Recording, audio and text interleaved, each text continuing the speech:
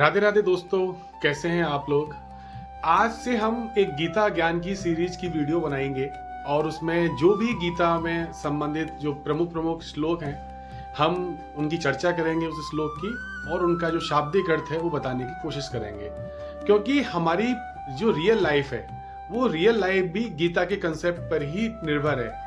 सबसे पहले हमारे जीवन में कभी भी हम संविधान की कसम खाते हैं या कभी भी हम कहीं भी जाते हैं, सबसे पहले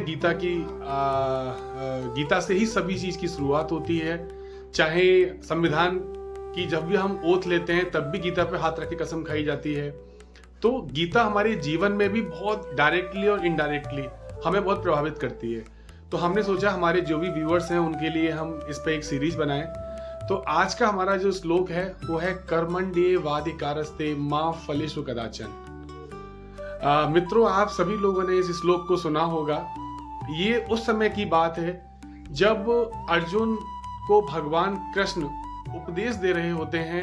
अर्जुन अपने जो भी उनके सगे संबंधी थे, उनके गुरुजन थे, जब सामने युद्ध होता है कौरवों से, तो ज्यादातर जो भीष्म पितामह, द्रोणाचार्य, कृपाचार्य, ये लोग कौरवों की तरफ से युद्ध कर रहे थे। इनको देखने के बाद अर्जुन थोड़ा कंफ्यूज हो गए और उन्होंने अपने गांडीव को नीचे रख दिया और युद्ध करने से मना कर दिया। तब भगवान ने अर्जुन को समझाया कि हे अर्जुन, तेरे हाथ में तेरा कर्म करना है, उसका आउटकम क्या होगा, उसका रिजल्ट क्या होगा, उसके परिणाम क्या होंगे, ये तेरे हाथ में नहीं है, ये सब मेरे हाथ में है।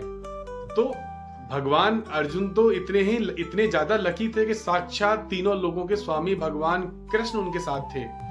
तो मित्रों, ऐसे ही कृष्ण हमारे साथ हो सकते हैं अगर हम उनके द्वारा बनाई हुई गीता, भगवान कृष्ण के ही उपदेश थे जो सारे गीता में हैं, अगर हम उनको अपने दैनिक जीवन में फॉलो करेंगे तो भगवान कृष्ण हमारे साथ भी होंगे।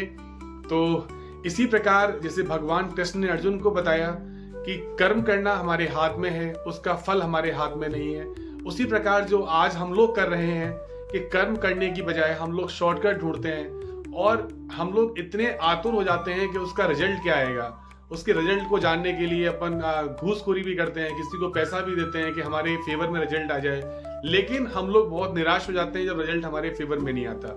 भगवान पहले ही कह चुके हैं कि रिजल्ट हमारे हाथ में नहीं है, आप अपना कर्म करो और ईश्वर में विश्वास रखो। लेकिन आज हम लोग क्या कर रहे हैं, आज हम लोग ईश्वर में विश्वास, बस हमसे वही नहीं हो रहा।